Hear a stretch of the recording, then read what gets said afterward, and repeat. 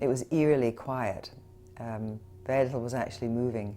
We had no idea actually what had happened then. We had no idea how many people were on the plane. We had no idea of the deaths in Lockerbie.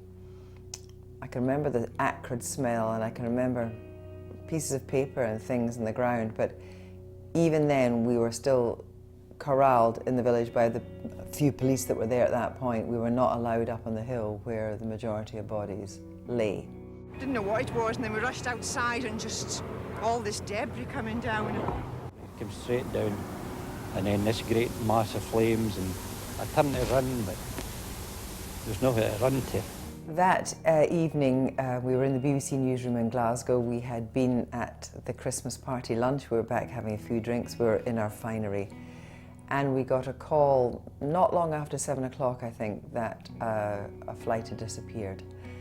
We had no idea what to expect. We got in just as the police barrier went up. One body, believed to be of a passenger, was discovered in the roof of a house. The Sherwood Park estate, the worst hit area, was cordoned off.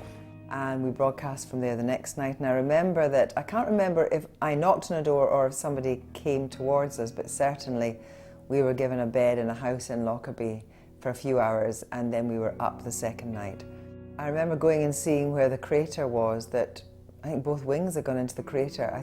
So many details now that elude me, but what I do remember is the smell and the eerie silence and the extraordinary heroism of police forces from all over the UK that came, part of the emergency services, and worked tirelessly in dreadful, dreadful circumstances, things they would never have seen in their lives. Bodies, bits of bodies on the hill, bits of bodies in Lockerbie itself. It was just awful. It is even worse in daylight than it looked on television at night. Now you can see the full enormity of the damage and the extent of it. And there was one family, the Somerville family, parents, 2 children. The 2 children's bodies were never found. And I think what I think about Lockerbie was the sadness just keep coming and coming and coming as we heard more and more stories, tragic stories. And for so long, people had so few answers. And I think one big thing about that tragedy is we still don't have all the answers.